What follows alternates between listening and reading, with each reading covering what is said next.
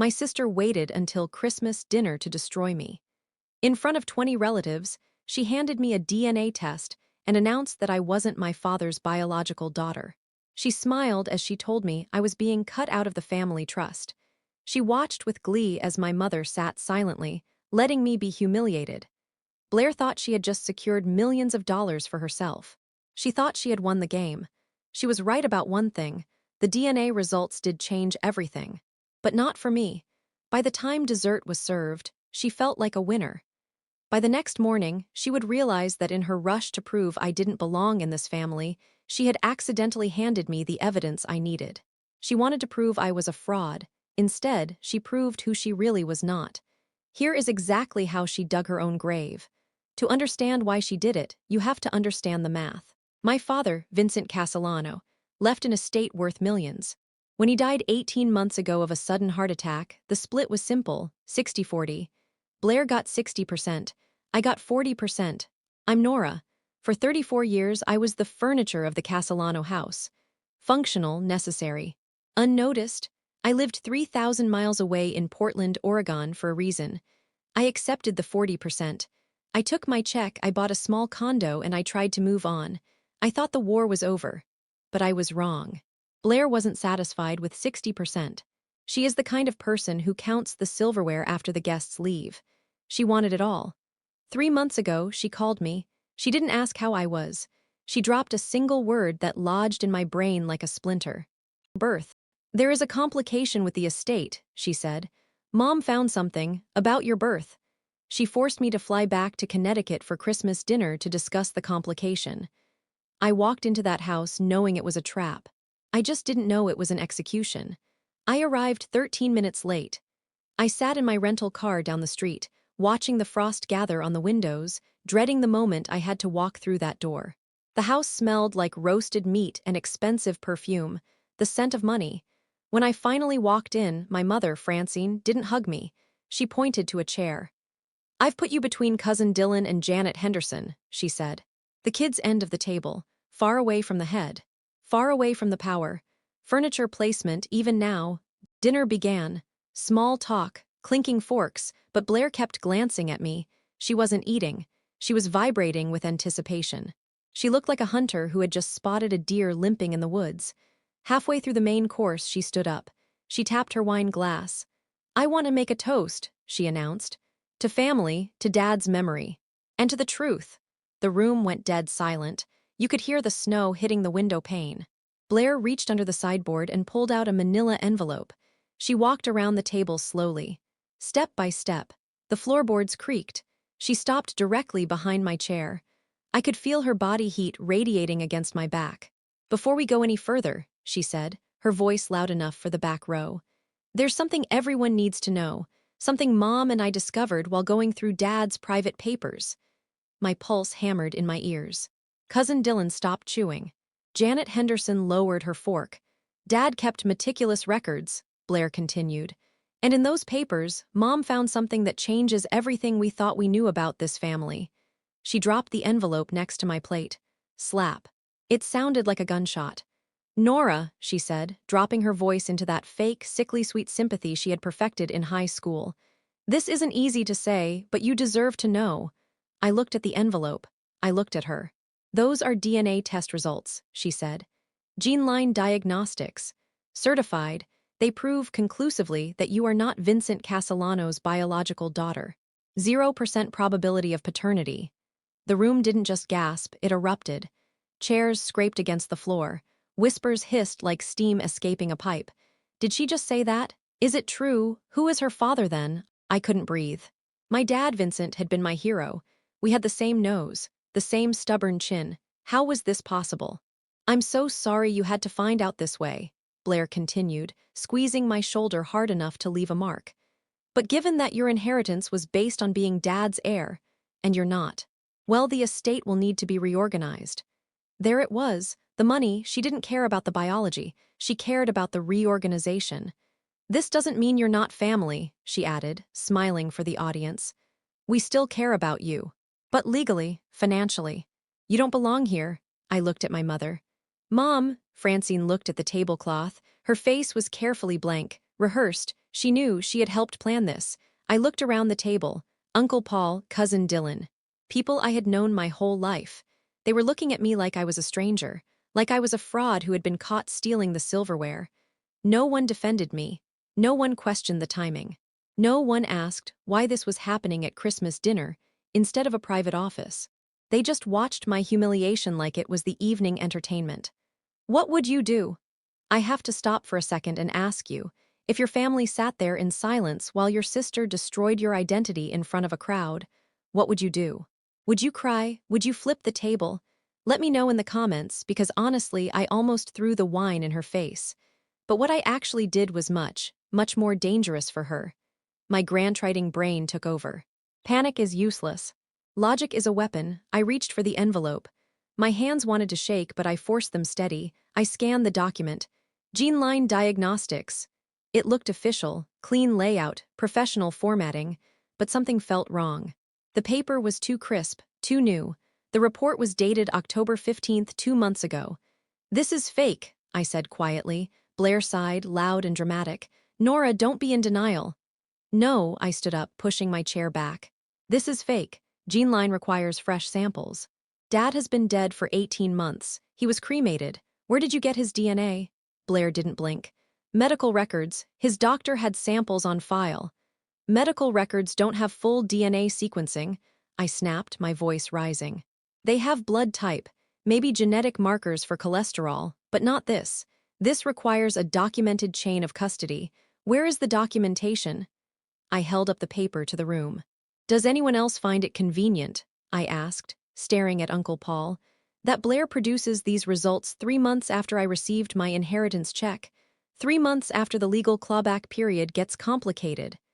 Nora, stop, my mother hissed. Don't make this harder than it needs to be. That broke me. Harder, I laughed, and it sounded bitter even to my own ears. Harder than being told I don't belong in my own family in front of 20 people. I grabbed my coat. I looked directly at Blair.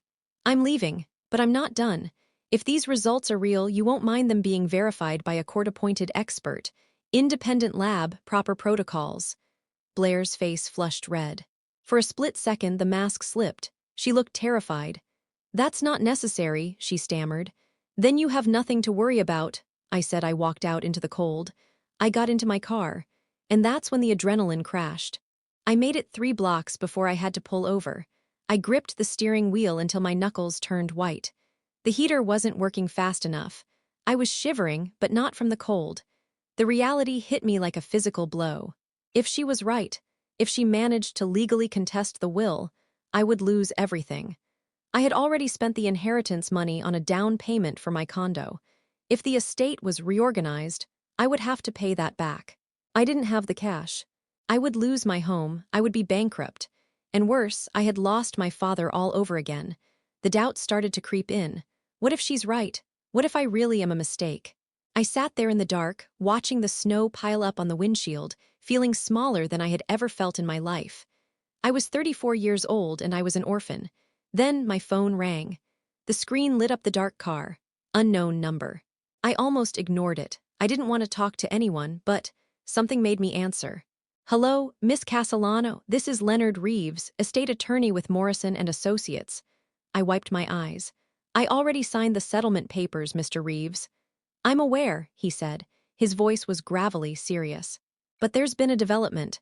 Your sister filed a petition 2 months ago to contest the estate distribution, claiming fraud. The court appointed me to review all documentation. I felt sick. She had already filed. She was way ahead of me. I know, I whispered. She just handed me the DNA results. There was a long pause on the other end of the line. Gene line diagnostics? Leonard asked. I froze. Yes, how did you know? Because those same results were submitted to the court as evidence in her petition, Leonard said.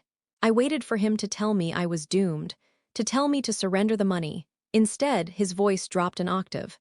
Miss Castellano, your sister submitting those documents to the court, that was her mistake. I stopped crying. Mistake? I need you to come to my office tomorrow morning. 9 a.m., Leonard said. There is something you need to see. It's regarding. My heart hammered against my ribs. I thought we saw it. Well, what I found in your father's papers suggests she knew exactly what she was doing. He paused, and then he said the words that changed the entire war. And Nora, bring those DNA papers she gave you. I hung up the phone. The car didn't feel cold anymore. It felt like a war room. The next morning, I walked into Leonard Reeves' office. It was on the third floor of a granite building in Stamford. Leonard was a man who looked like he had seen every type of family greed imaginable and was bored by it. He didn't waste time with pleasantries. He gestured for me to sit. He placed a single, thick leather binder on the desk. Your father came to see me 8 months before he died, Leonard began. He was heartbroken. Why? I asked.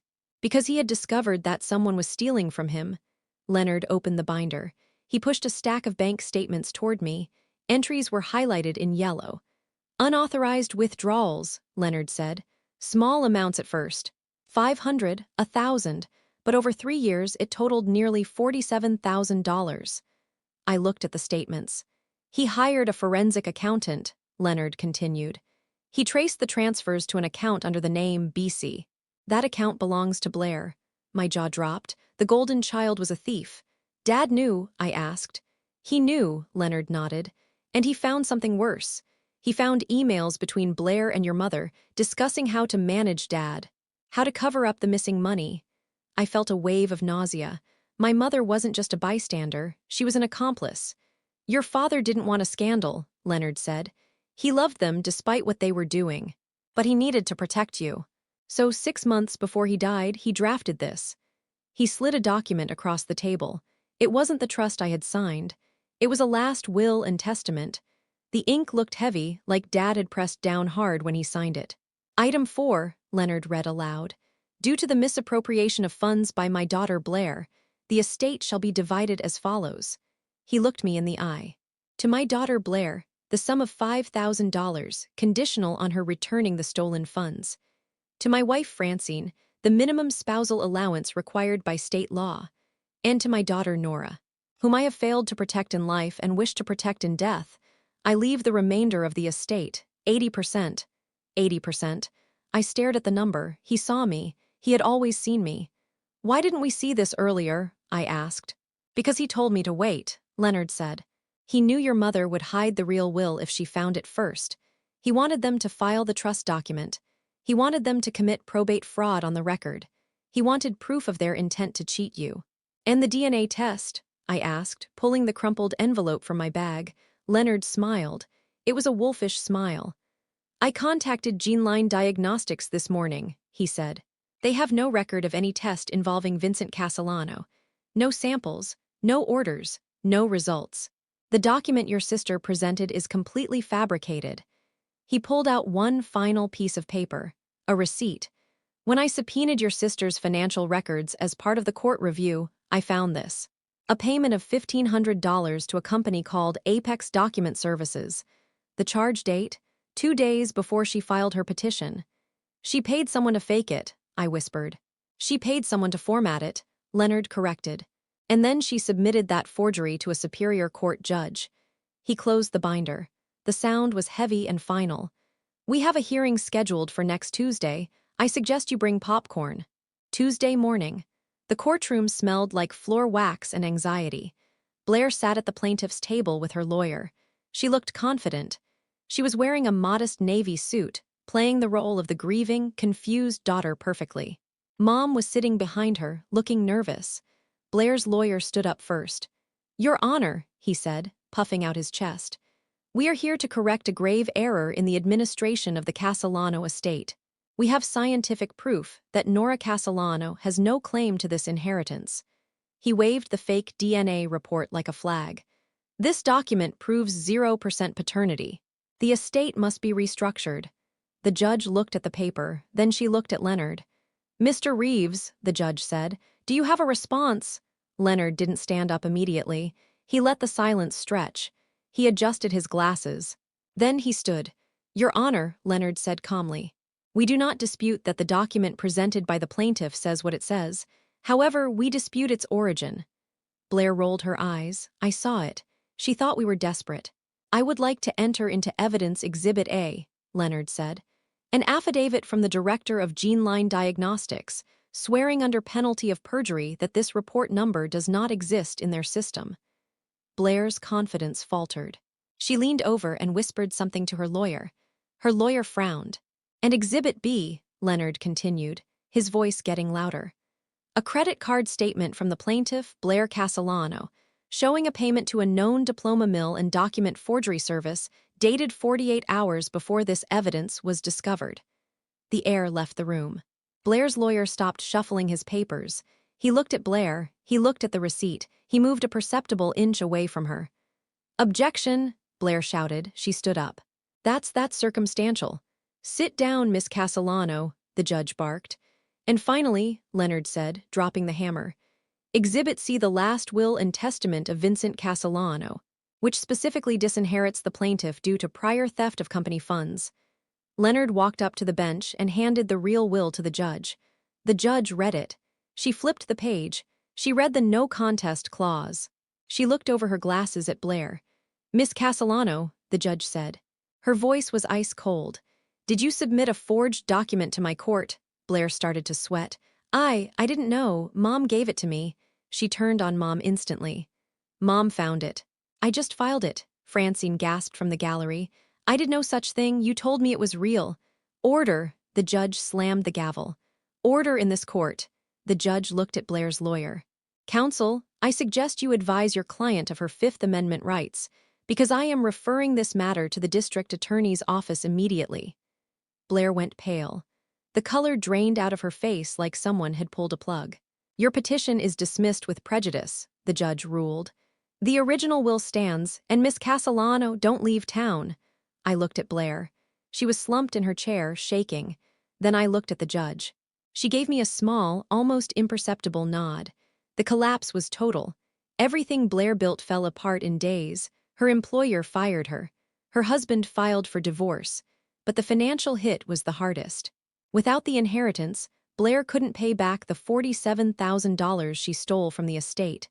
The debt was converted to a civil judgment. She had to sell her house to cover it. My mother faced charges for probate fraud. It was a long, ugly process. Her reputation in town was destroyed. The country club friends stopped calling. But 3 weeks after the trial, there was a knock on my door in Portland. It was Francine, my mother. She looked older, smaller. "How could you do this to your own family?" she asked. I stood in the doorway. I didn't invite her in. "I didn't do this," I said. "You did. You chose silence for 34 years. You watched Blair diminish me and you helped her. You bet on the wrong horse, Mom." "I'm your mother," she cried. "Then act like it," I said. "Get therapy, make amends, but do it from a distance." I closed the door. It was the hardest thing I've ever done, and it was the most necessary. I took my 80%. I didn't keep it all for myself. I established Rosemary's Resource Center, a foundation named after the aunt who warned me. It helps people navigating complex family legal battles. It's the kind of support I wished I'd had. I thought that was the end. I thought the accounts were settled. Blair is ruined. Mom is cut off. I am free. But yesterday, Leonard called me again. He was clearing out the last of Dad's secure storage unit. He found a box that wasn't on the inventory list. It wasn't financial records. It was a diary. I have it right here. I opened it one afternoon. I found a book he'd loved. Inside the cover was an inscription I'd never noticed. "For Nora, my strong daughter, someday you will understand your own worth." I smiled. I finally did. When you build a life on a foundation of lies, it doesn't just crack, it disintegrates. Justice was served, but family scars don't heal in a courtroom. I won the battle, but I learned that sometimes the only way to win the war is to walk away and build your own kingdom. Do subscribe if you enjoyed this story, and so you don't miss future ones.